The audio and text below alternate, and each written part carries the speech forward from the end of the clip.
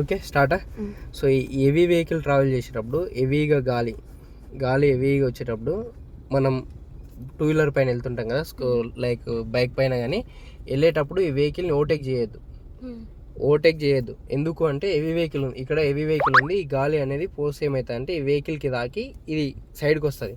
So మనం ఇట్లా side నుంచి ఓవర్టేక్ చేయడానికి వెళ్ళినప్పుడు ఈ ఇటు సైడ్ ఉన్న స్పేస్ ఉంటుంది కదా, ఈ స్పేస్ అంతా ఖాళీ అవుతుంది, గాలి రాదు ఎక్కువ.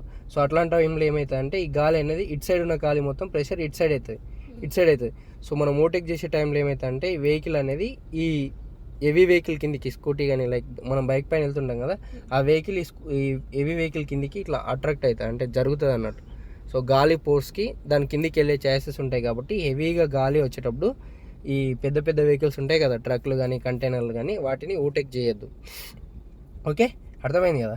ఇంకొక విషయం ఏంటంటే ఒకవేళ ఓవర్టేక్ చేస్తున్న వెహికల్ ఇక్కడ వెళ్తుంది, ఒక బైక్ కానీ లైక్ టూ వీలర్ వెహికల్ వెళ్తుంది అనుకో, మనం కార్లో వెళ్ళేటప్పుడు ఖచ్చితంగా ఈ వెహికల్ వెనకకు ఉండొద్దు, ఈ వెహికల్ వెనకనే ఉండాలి, హెవీ వెహికల్ వెనకాలనే ఉండాలి. ఈ వెహికల్ వెనకకు ఓవర్టేక్ చేయడానికి వెళ్ళొద్దు.